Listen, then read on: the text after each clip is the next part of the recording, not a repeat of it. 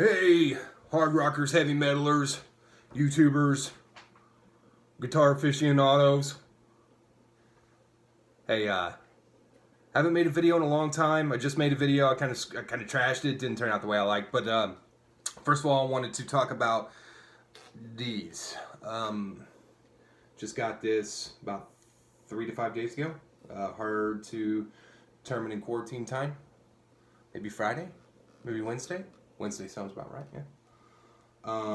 2008 Gibson Les Paul Traditional, and you can see the side there. One of the things I didn't get in the video before that I wanted to get was that where that neck joint is super awesome.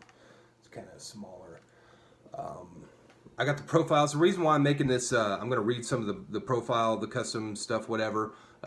Forgive me, I am just going to read this off here. Mahogany body, right? Type traditional weight relief, which is cool. This is all coming from GibsonTraditional.com. It's got a AA for transparent finishes and a plain top for solid. So this is a solid, so plain top. The neck is a mahogany. It's got the profiles of 50s, which I'll talk about that for a second. I kind of wanted to get right into what this video is about. I'm a high gain heavy metal guitar player, and I wasn't finding anybody doing kind of what I do with this guitar. And honestly, I get a little bored sometimes when somebody's going through, you know, volume, tone, treble, mid. I have a short attention span for stuff like that. So I'm going to try to make this as relatively short and informational as possible. So that's what I'm doing. Pickups, 57 Classic Plus in the bridge, it says here, and then a 57 Classic. And then we're going to go with the tuners, which are modern style. What does that say? Klusen Deluxe. Klusen sounds German. May not be though. I don't know. And then it's got a stop bar. It's chrome. It's got a Nashville TOM. I don't know. Dude, I have always mostly played Floyd Rose and tremolo style guitars. This is my second Les Paul. Here's a fact: Les Paul Traditional 2008 to 2012 was listed by Gibson as a member of the Les Paul Standard family. Bonus: the plus mark in the code of the model means blah blah blah blah blah blah. Don't have that. This is just your standard one. It doesn't have any of the fancy stuff on it. I think that's what separates the Traditional from some of the other ones, is split coils and all that other stuff. I have a Strat that has all that already, so I kind of wanted something more just straightforward. And then it's got some pictures up here, of course, with the checklist. I got one right here that was signed off by a nice, try to cover that up so you can't steal my guitar. Person there at the Gibson factory has a beautiful case. It says Gibson USA on the front. The inside is like a cloud. And here we go. So I'm going to start doing just some stuff to show you what the guitar sounds like on high gain. Behind me I have a Marshall Triple Super Lead 100.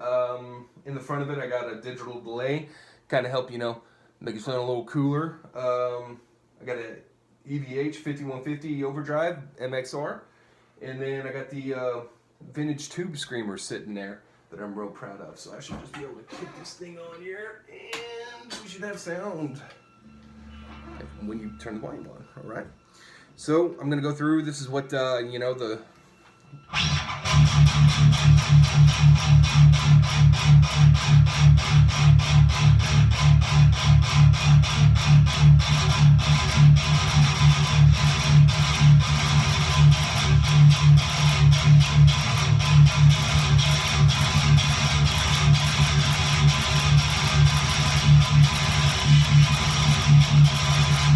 all right, this was beastie, and we'll go in the middle.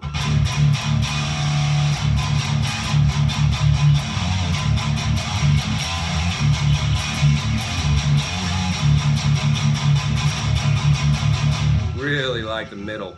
Don't use it as much on my Strat style guitars, but on this one, whew. And then of course we got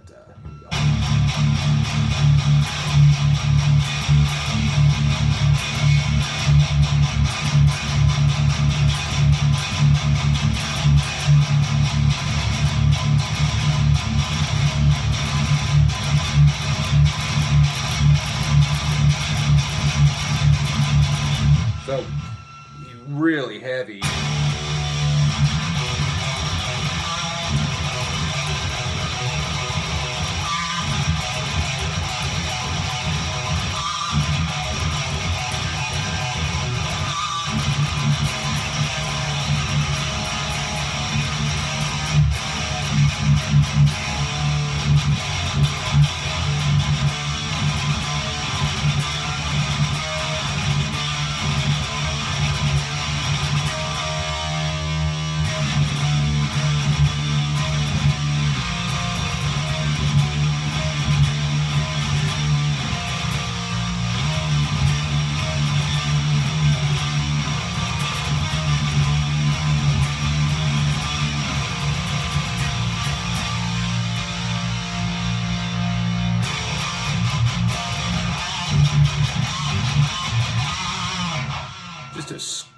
Yeah, it's a lot of fun.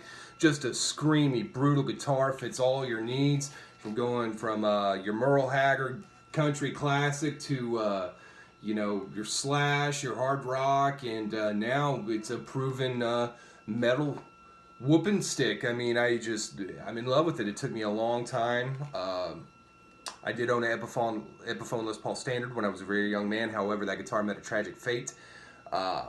So I'm very hesitant to kind of jump back into this because they are, as the term goes, fragile.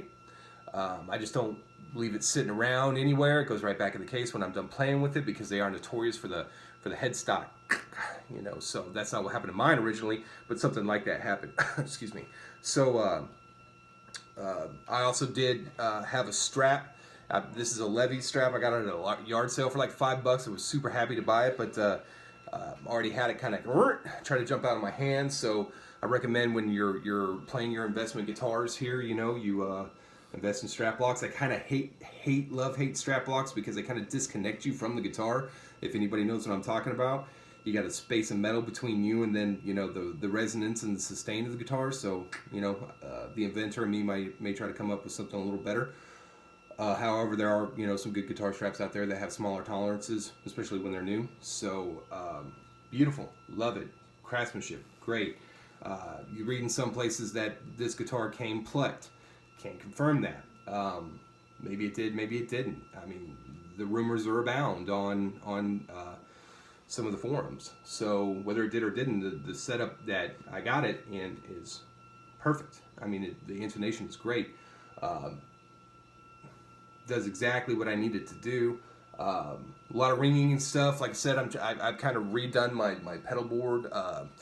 Have been adding pedals, subtracting pedals, trying to get down to a real minimalist, you know, what sounds great without having to carry, you know, a pedal rig around. So, great guitar. I bought it off the street off a young man through Facebook Marketplace. I watched it for a minute. Made him what I think a fair offer on it. He took it. The price ranges for these used is $1,300 to $1,800. I paid somewhere around all that. But it's a real privilege to be a part of kind of a you know, an owner of a Les Paul now. It's, you know, an American Standard. I've got my American Strat, but it just for some reason the Stratocaster is not as iconic and doesn't have the same, you know, weight, literally, universally in American rock icon status as a Les Paul. And so I'm real proud. I worked really hard. I just don't wheel and deal expensive guitars. I've been playing my Jacksons for a long time, and let me tell you, some of those are my bare knuckle itty bitty Jackson just is, it's far removed from a nice piece of American craftsmanship like this. So thank you. Hopefully I kind of went a little longer than I wanted to, but you know, and I didn't do a lot of demo stuff with it. You might have to hook up the headphones to kind of hear it, but super beefy, super intense. These pickups, you know, some people love them, some people hate them. I would say they're every bit as beefy as the EMGs. I got my other guitar that are passive. I got a Shawbucker in the Strat. This is just got way more romph to it. The Strat can have those high little tinkies that Strats are known for, but Super proud of it. Get yourself one if you see one.